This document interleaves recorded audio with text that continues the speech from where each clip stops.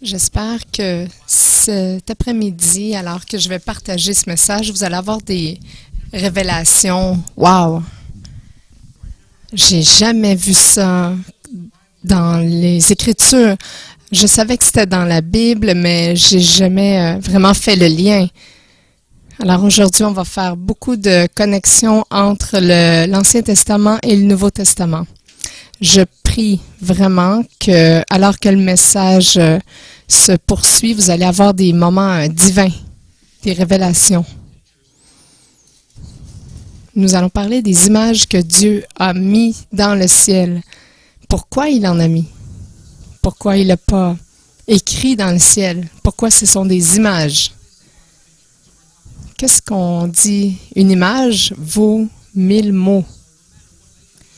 Alors, peu importe le langage que vous parlez, si vous pouvez regarder dans le ciel, vous allez pouvoir voir le message qui est placé dans le ciel. C'est vraiment une façon brillante de passer un message. Vous savez, on dit qu'on peut dire beaucoup de choses sans rien dire. Vous savez, les maris, vous connaissez cette réalité. Votre femme peut juste se tenir d'une certaine manière et vous allez constater, vous allez comprendre le message qu'elle veut vous passer. Alors, laissez-moi vous donner un exemple de comment je peux vous raconter une histoire sans parler. Regardez mon ami Jimmy ici. Alors, je vous montre une image.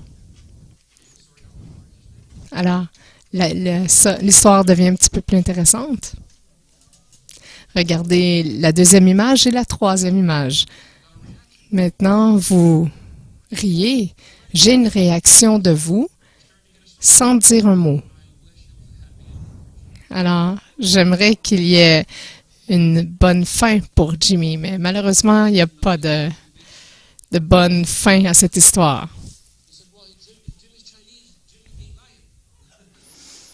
J'étais en Malaisie récemment, puis quelqu'un m'a dit, si Jimmy était chinois, c'est lui qui aurait mangé le lion.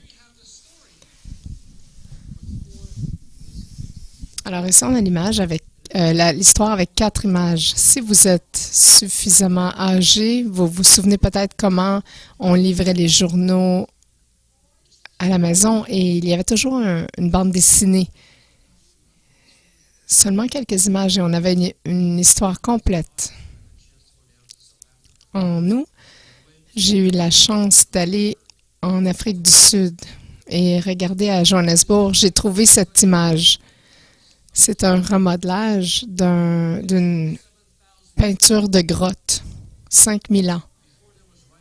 Avant même l'écriture, avant même d'utiliser des mots en tant que moyen de communication.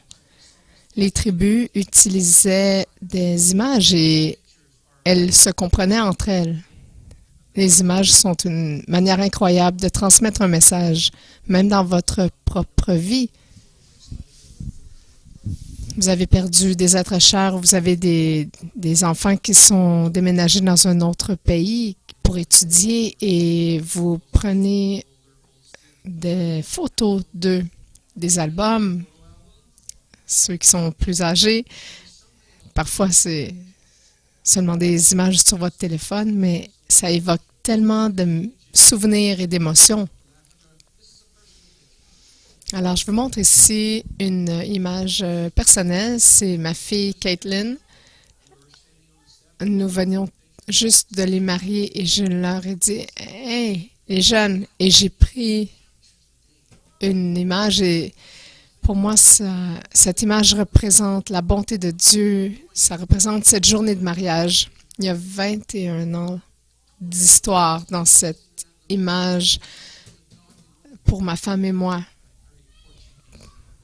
Pour marier cette merveilleuse jeune femme à ce jeune homme portugais.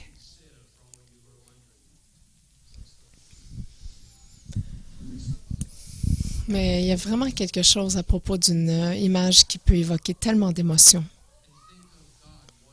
Et on pense à Dieu qui souhaite nous transmettre le plus grand des messages. Il le met en images peintes dans le ciel. Alors qu'on regarde ces images, elles vont évoquer ces souvenirs de l'amour de Dieu dans nos cœurs. Amen. Laissez-moi commencer par cette question. Est-ce que vous croyez que Dieu a créé l'univers? Est-ce que vous croyez que Dieu a créé l'univers? Qui a créé les étoiles? C'est Dieu. Vous savez, vous connaissez les constellations?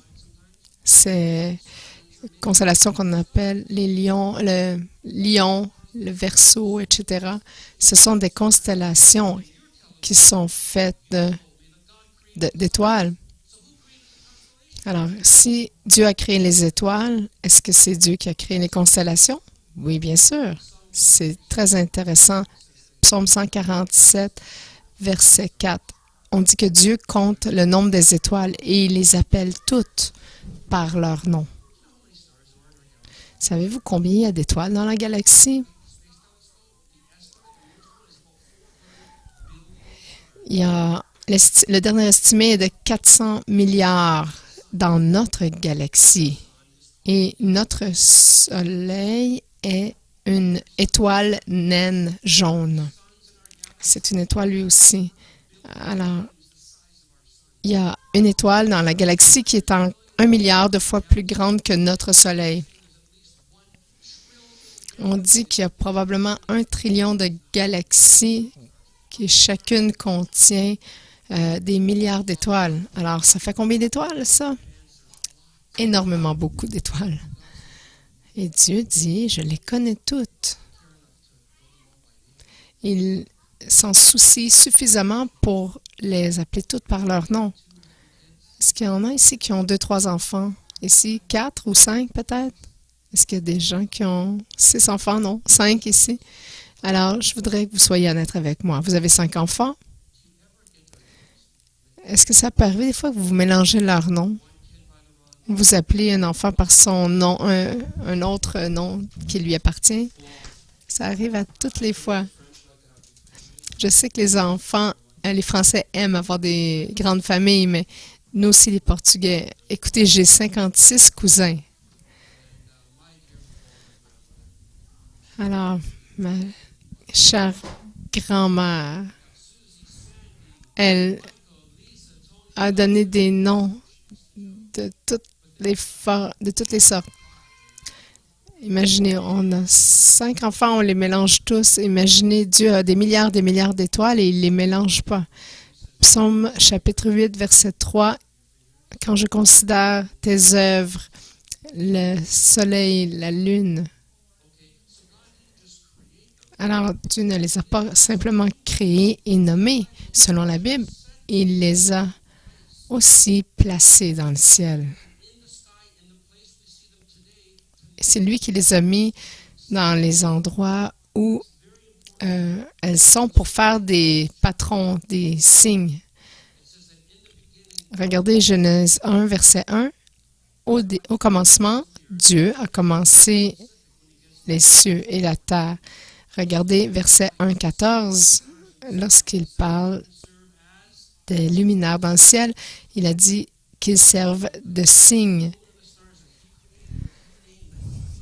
Alors, ce ciel, cette lune, ces étoiles, il les a placés pour qu'ils servent de signes.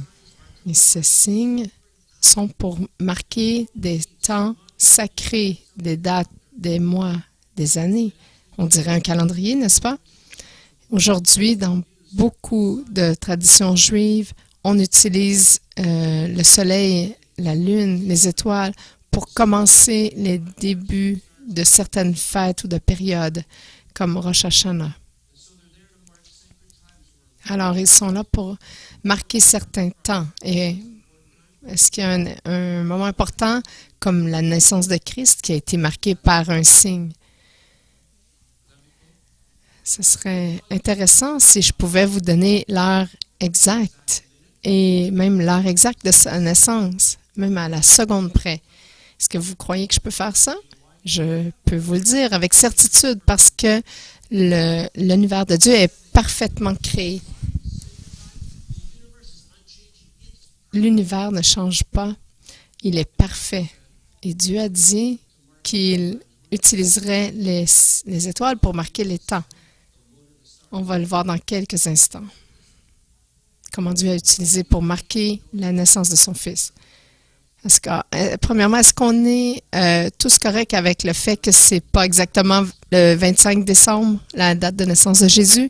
C'est pas ça du tout. Nous savons qu'il n'est pas né le 25 décembre, mais il y a une date qui a été choisie pour commémorer sa naissance. Vous pouvez commémorer le 1er juin si vous voulez. C'est juste important de choisir une date pour commémorer la naissance du Christ. Je ne veux pas détruire votre Noël, mais nous pouvons savoir parce que il l'a dit à la création qu'il utiliserait les luminaires pour marquer les temps.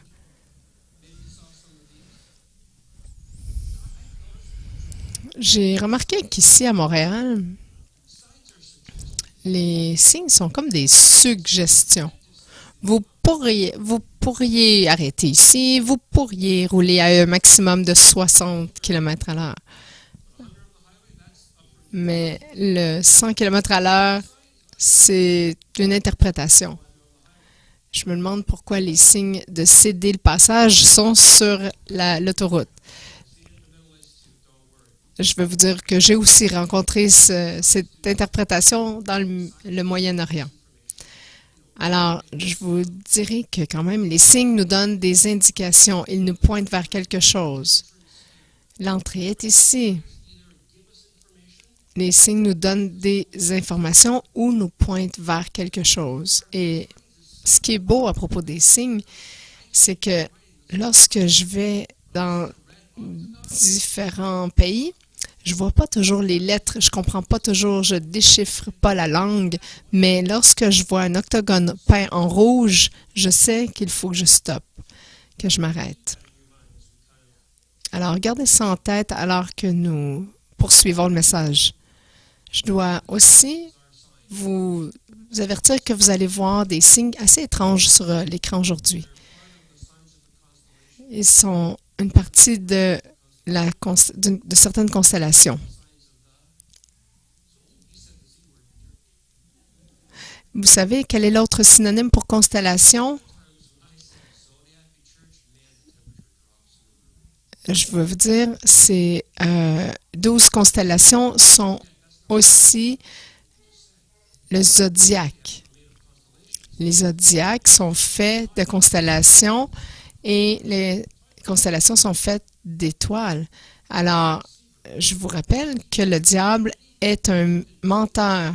Il peut créer des choses, prendre des choses que Dieu a créées et les rendre déformées. Alors que les étoiles sont faites pour nous pointer vers le Christ, l'ennemi les prend pour les pointer vers nous. Il y a peut-être des gens ici dans la salle qui, avant même que vous vérifiez votre Facebook ou vos courriels, il y a beaucoup de gens qui, encore aujourd'hui, même dans l'Église, prennent leur application et vont voir leur horoscope de la journée.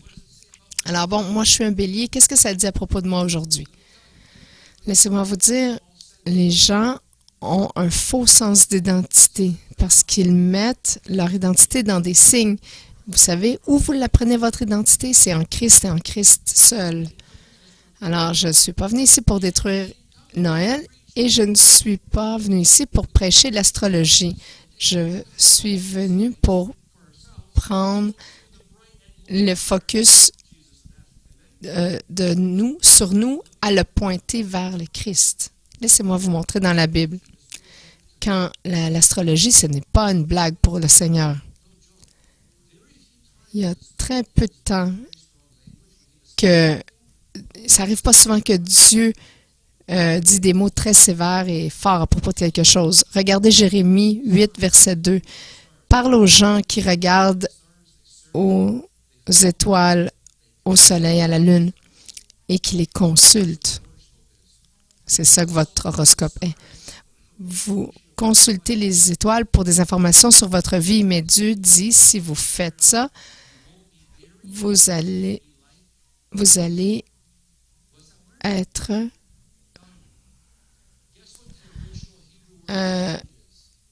D-O-N-G, et c'est un mot hébreu.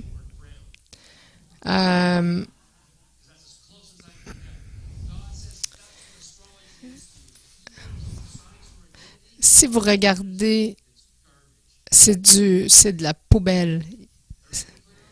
Alors, tout le monde s'entend là-dessus.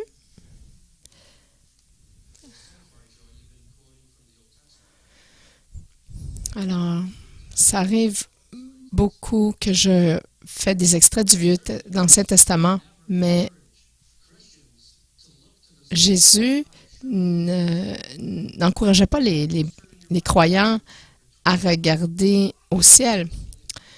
Mais regardez, il a pourtant parlé dans Luc 21, verset 25, il a dit, il y aura des signes qui vont être faits, comment? Par le soleil, la lune et les étoiles. Regardez aux constellations, regardez Matthieu 24, regardez aux signes. Dans les cieux, vous allez voir les signes du Fils de l'homme. Il y a des signes qui pointent vers Christ. Et c'est là où je veux vous amener cet après-midi. Regardez Psaume 19, versets 1 à 4. Je vais vous dire, je vais rapidement parce que ça prend normalement 2-3 heures expliquer tout ça, mais je veux aller couvrir le contenu. Alors, les cieux déclarent la gloire de Dieu. Ils proclament le travail de ses mains, les œuvres de ses mains.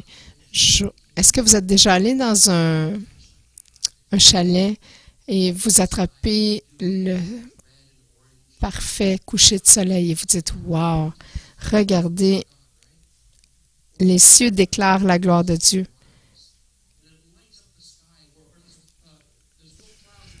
Il n'y a pas de ciel et on voit complètement la lune entière, ou parfois on voit toutes les étoiles. En passant, j'ai retrouvé le mot pour Jérémie 8, verset 2. Dieu dit que lorsque les gens consultent la lune, l'armée des étoiles, s'ils les rendent un culte, qu'ils les ont consultés et attachés, on ne recueillera pas ces ossements, on ne les remettra pas dans une tombe, mais ils resteront comme du fumier à la surface du sol. Alors, Psaume 19, versets 1 à 4. Quelle est la gloire de Dieu? C'est la raison pour laquelle la création existe, c'est pour déclarer la gloire de Dieu. Alors, c'est très important pour nous de comprendre ce qu'est la gloire de Dieu. Jour après jour,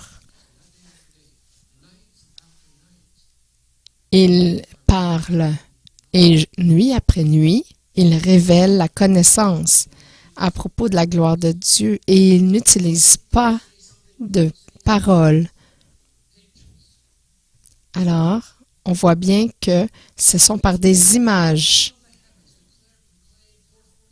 Tout.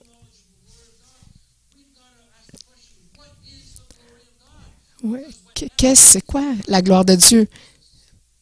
C'est la raison pour laquelle la création existe.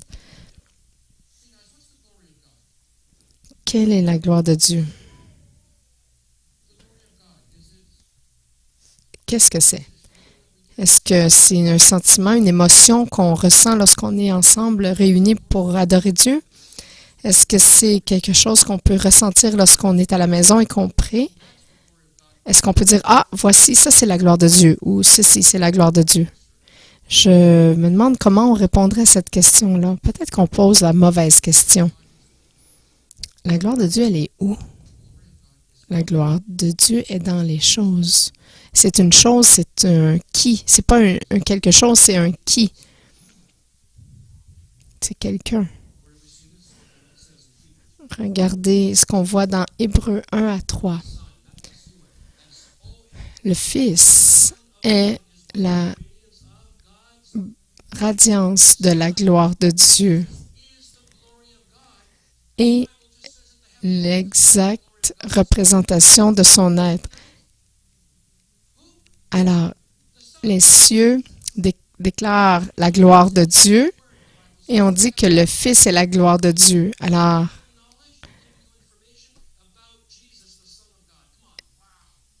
c'est que la création révèle la gloire du Fils. Regardez à Christ, mais on est tellement occupé avec nos choses ici. Je me demande parfois ce qui arriverait si on arrêterait pour un instant et on regarderait et on verrait la gloire de Dieu. Pourquoi Dieu a créé la création comme ça? Parce qu'il vous aime. Il vous aime avec un but.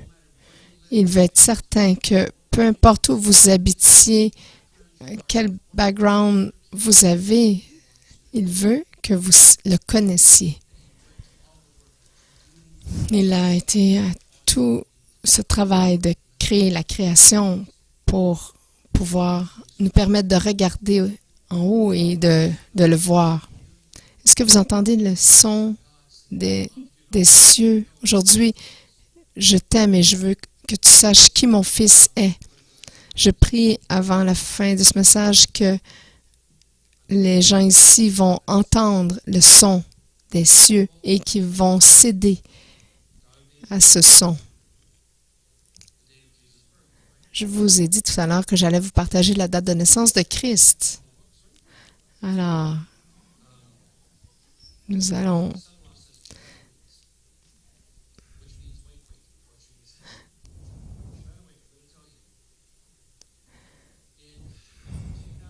en 2013, j'avais voyagé énormément.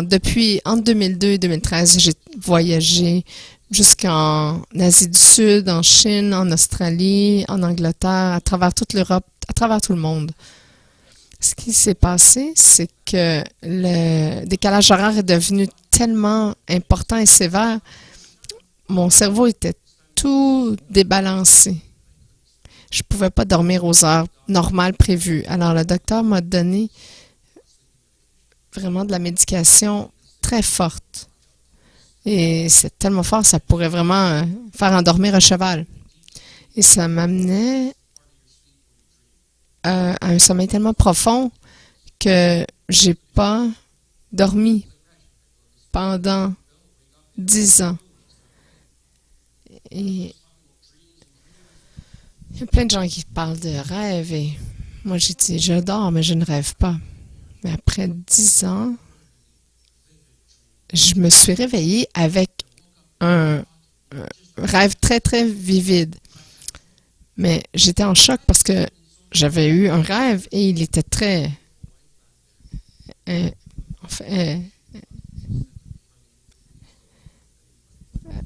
j'allais partager avec ma femme et elle m'a dit, c'est très bizarre, elle dit, partage pas ce rêve-là avec personne. Quand je vais vous l'avoir raconté, vous allez probablement être d'accord avec elle. Dans mon rêve, rappelez-vous, ça faisait 10 ans que je n'avais pas rêvé. Dans mon rêve, j'ai regardé dans le ciel et j'ai vu comme le contour d'une femme.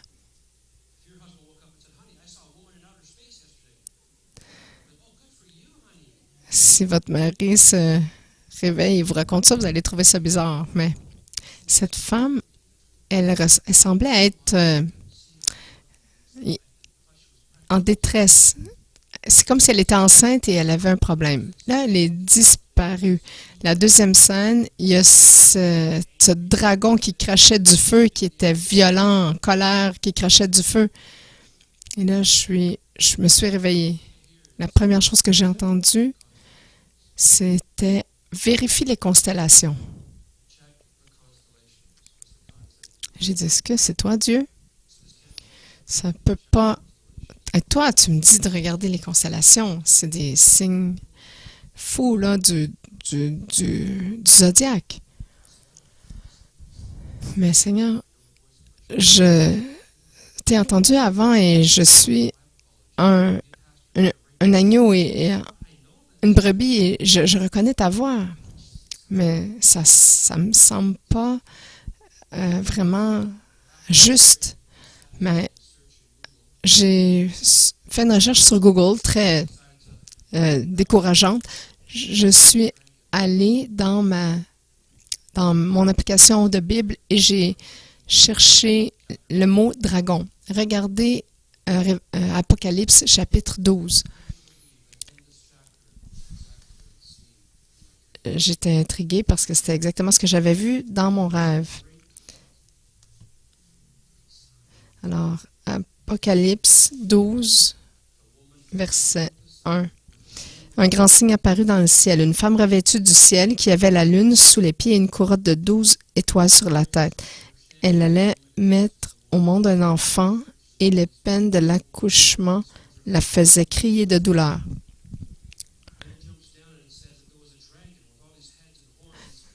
Un autre signe apparut dans le ciel, un énorme dragon rouge qui avait 7 têtes et 10 cornes et une couronne sur chaque tête. C'est quoi? C'est que c'est la colère de Dieu, ça? C'est quoi quelle est la signification du dragon? Est-ce que c'était l'empereur romain, le roi Hérode? Et Dieu m'a répondu qu'il voulait que je regarde la réponse dans les constellations. J'ai dit, peut-être que Jean n'a pas... Il a vu quelque chose dans le ciel le jour de la naissance de Jésus. Le signe d'une femme. Alors, j'ai pris une charte avec toutes les constellations. Il y a juste une qui est une femme. C'est celle qui est appelée la constellation de la Vierge. Peu importe que ce soit dans une charte chinoise ou babylonienne, le nom dans chaque langue veut dire Vierge.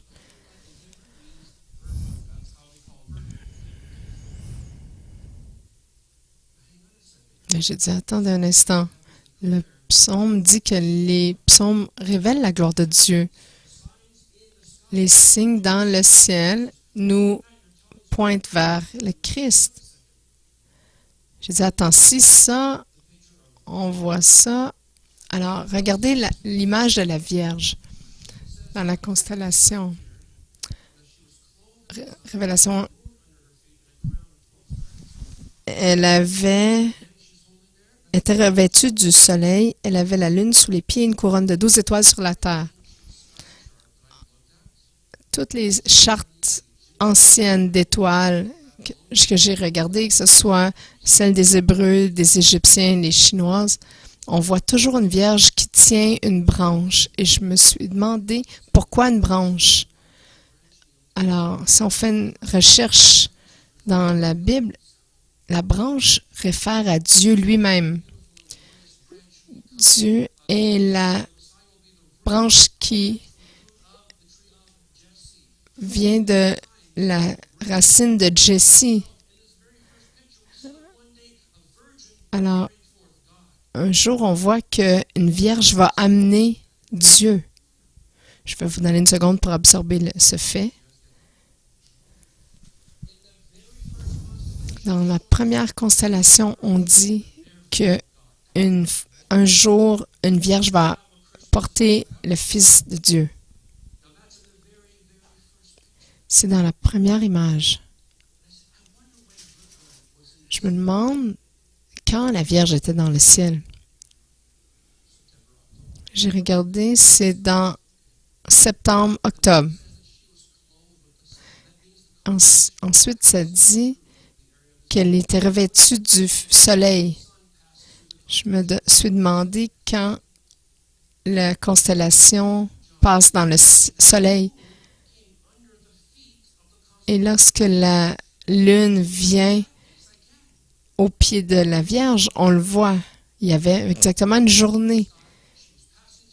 C'est arrivé une fois où il y a eu à une journée tous ces alignements d'étoiles. Et j'ai dit, wow, Jean nous donne exactement une date. C'est est toujours devant nos yeux, mais on est tellement apeuré des constellations et le diable a tellement fait un bon travail en nous donnant peur des étoiles qu'on l'a perdu. On a jeté le bébé avec l'eau du bain. Je pense que c'est le temps de reprendre le bébé.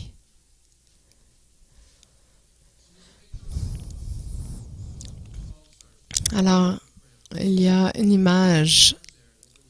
On voit la constellation des 12 étoiles qui font sa couronne. Je vous ai dit hier, on a bravé le froid, on est allé au centre-ville de Montréal, on s'est tenu devant l'église Notre-Dame. Je la regarde et je me dis, il y a comme, il y a une image dans le centre, au-dessus de la porte, on voit la Vierge avec la couronne de 12 étoiles. Et c'est dans votre ville, ne me regardez pas comme ça, dans les années 1600, il y a quelqu'un qui a trouvé que c'était important de mettre ça au centre de l'Église. La femme d'Apocalypse 12, celle qui a donné naissance au Fils de Dieu. Et c'est la raison pour laquelle l'Église existe. Est-ce que c'est juste moi qui trouve ça merveilleux? Wow! Tous ces enlignements, la couronne, le soleil et la lune, c'est arrivé une journée. C'était le premier jour du mois hébreu Tishri, qui était en 3 avant la naissance, 3 années avant Jésus-Christ, et c'était sur la fête des trompettes. C'était le 11 septembre, 3 ans avant Jésus-Christ. Gardez cette date en tête. Regardez la révélation Apocalypse 12 pour le dragon. Un autre signe apparut dans le ciel, un énorme dragon rouge qui avait 7 têtes et 10 cornes et une couronne sur chaque tête. Comment ça peut se faire, ça? Les étoiles sont des objets fixes dans le ciel et nous, on bouge autour du soleil. Les étoiles sont tellement plus grandes que la Terre. Comment est-ce que les étoiles peuvent nous parler comme ça? Je vais vous parler d'une douche de météores. Vous savez que le Soleil est au centre de notre système solaire.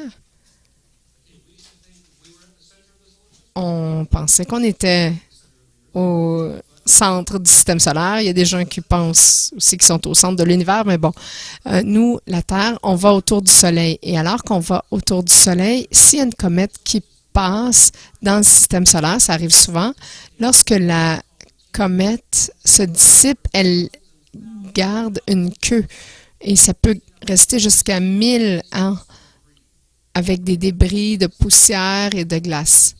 À cause que le timing de notre orbite est tellement parfait, on va savoir exactement dans notre orbite lorsqu'on va passer à travers les débris d'une comète. Alors qu'on passe à travers les débris et que les étoiles passent dans notre atmosphère, on les appelle les étoiles filantes.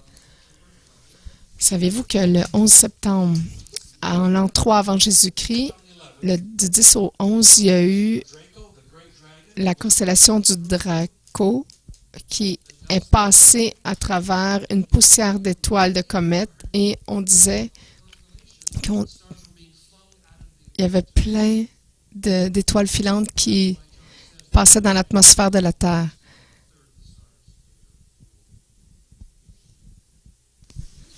Alors, Jean dit qu'avec sa queue, il balaya le tiers des étoiles du ciel et les jeta sur la terre. Voyez-vous la corrélation? La femme, le soleil, la lune, les étoiles, les comètes, les étoiles filantes. Mais je vous dis, il y a encore mieux, encore plus. Je vais vous montrer une autre image. Vous rappelez-vous des 3 rois mages? Ou comme mon ami d'Israël le dit, les gens, les mages non sages, parce qu'ils sont allés voir le roi Hérode qui était en colère, égoïste, méchant. Il a tué tous les fils premiers-nés parce qu'il avait entendu parler d'une rumeur qui pourrait prendre son trône. Il a même tué son épouse favorite parce qu'il pensait qu'elle conspirait contre lui. Et là, on a ces trois astrologues de l'Est qui vont voir ce roi paranoïaque.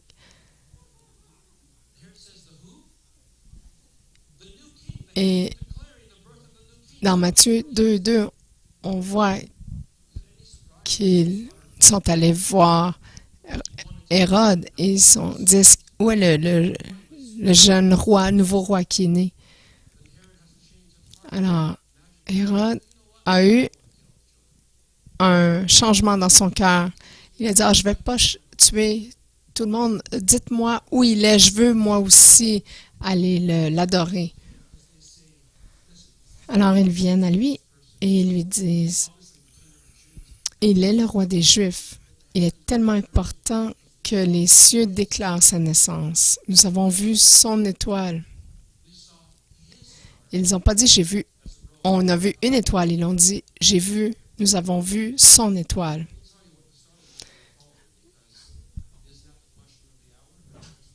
C'est la question de l'heure pendant Noël. C'est quoi l'étoile de Bethléem? Il y a des gens qui disent c'est une comète. Ils ont suivi une comète. Mais la NASA n'a rien enregistré d'une comète dans ce temps-là. Il y a des gens qui ont dit c'est une supernova, une étoile qui a éclaté à la fin de sa vie et qui fait un point très, très, très brillant dans le ciel. Mais non, il n'y en a pas d'enregistré dans ces temps-là. Mais ce qu'on a, c'est encore plus incroyable. Parce que Dieu a pris le naturel, il a mis son super là-dessus. Et c'est pour ça qu'on appelle le surnaturel.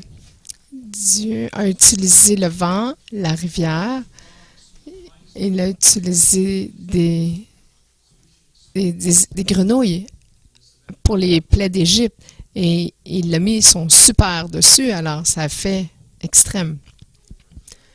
Avez-vous déjà entendu parler du terme appelé rétrogression? Régression. Alors, rassurez-vous, j'arrive vers la fin. Je le vois dans vos yeux. OK. La régression, c'est la motion apparente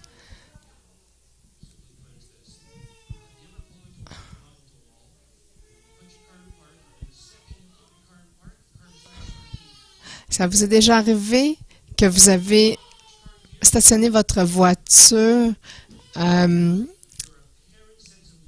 un stationnement et au moment où vous mettez en mode arrêt, quelqu'un recule à côté de vous, vous avez l'impression que vous bougez. C'est la rétrogression.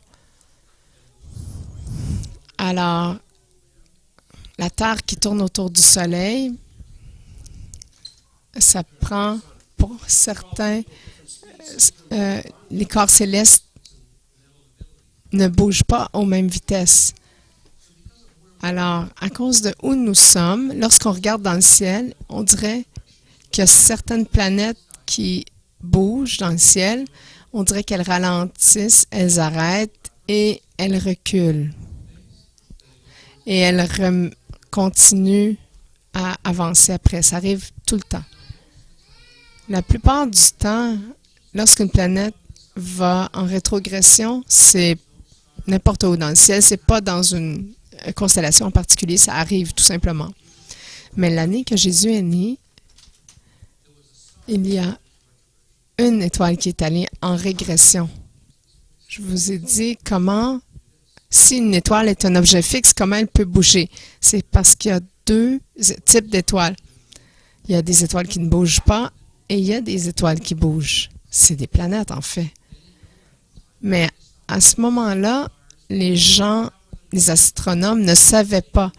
Ils pensaient qu'il y avait des étoiles qui avaient le pouvoir de bouger. Et les étoiles qui bougeaient étaient appelées les rois de la galaxie. Quelle est la plus grande planète de notre système solaire? C'est Jupiter. Alors, Jupiter était appelé pas seulement le roi, parce qu'elle pouvait choisir sa position, mais c'était le roi des rois. C'est très intéressant pour la comparaison avec Christ. Alors, ces astrologues, ces astronomes de l'Est regardaient Jupiter, ils voient le roi des rois bouger et ils voient arrêter et qui s'en va en rétrogression et qui recommence à avancer. Alors, Jupiter a fait ce halo, cette rétrogression autour d'une étoile et une étoile seulement. C'est l'étoile appelée Régulus, qui est le petit roi. Alors, le roi des rois, a fait une couronne au-dessus du roi des rois dans la constellation du Lion, qui est la constellation du roi. Alors, commencez-vous à voir l'image?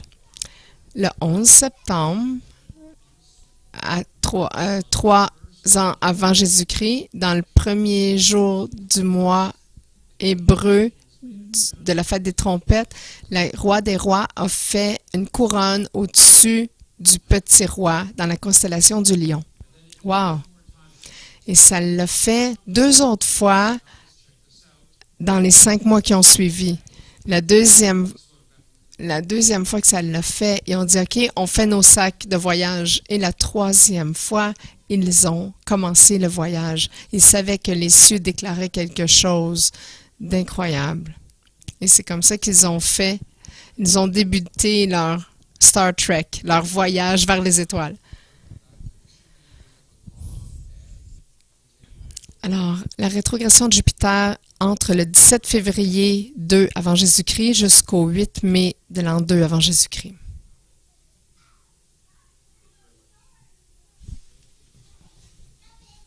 Je vais vous demander de patienter juste quelques instants, c'est très important.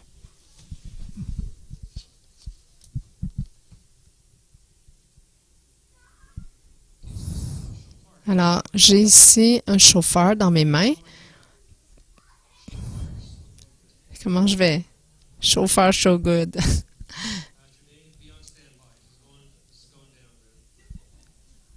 C'est une blague.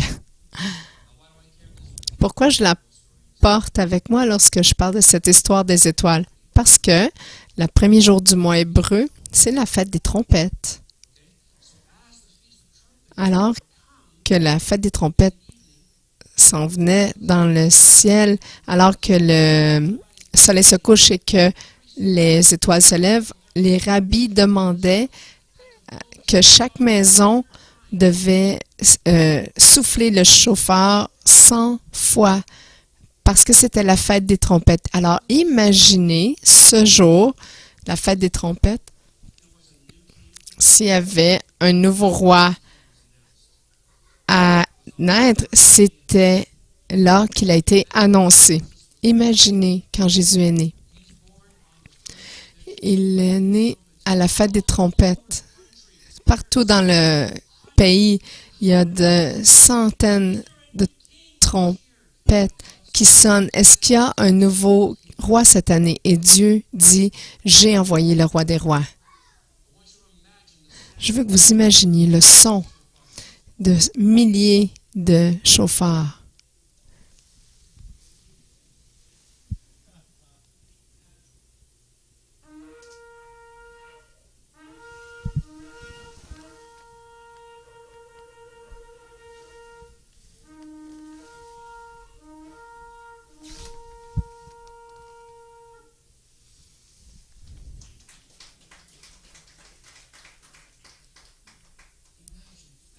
Imaginez des milliers de sons comme ça qui ont été chantés et est-ce qu'il y a un nouveau roi? Et Dieu a dit oui. Et les mages ont dit oui, il y a un nouveau roi. et nous allons aller l'adorer. Pasteur David.